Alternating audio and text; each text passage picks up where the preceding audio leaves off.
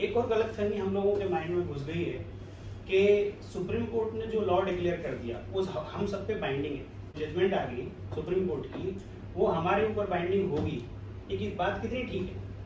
Article 141 of Indian constitution पढ़ा हो आपने तो 1.5-2 लाइन का वो आर्टिकल है, और वो कहता है कि सुप्रीम कोर्ट ने अगर लॉ डिक्लेयर कर दिया तो ये बाइंडिंग होगा ऑल कोर्ट्स पे। और सभी लोग कहते भी देखे होंगे कि जी सुप्रीम कोर्ट की जजमेंट है, इस पर तो हम तो कुछ कर नहीं सकते।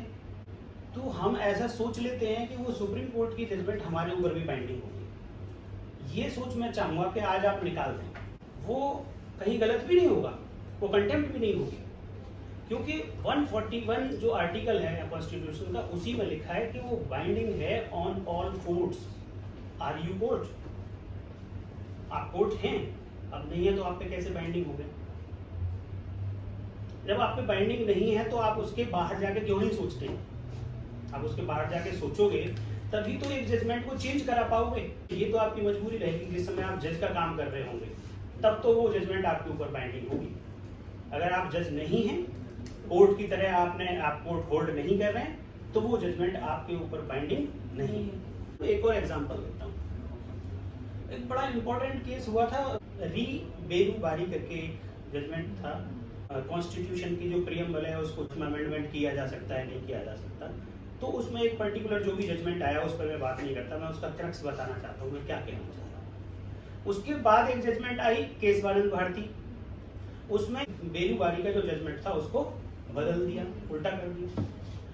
अब आप ये सोचो कि जिस काउंसिल के फेवर में वो जजमेंट आई केशवानंद भारती वाली, क्या वो काउंसिल बेरूबारी में जो बातें कही थी सुप्रीम कोर्ट ने, क्या उन्हीं को बोल रहा था या उनके अगेंस्ट बोल रहा था? मेरी बात आई समझ में मेरी क्या कहना चाह रहा हूँ?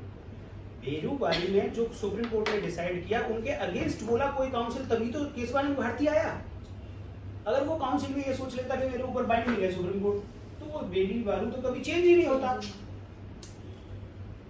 और कभी उस जिसके फेवर में ये केशवानंद भारती आया, क्या उस पर कंटेम्प्ट ऑफ कोर्ट लगी?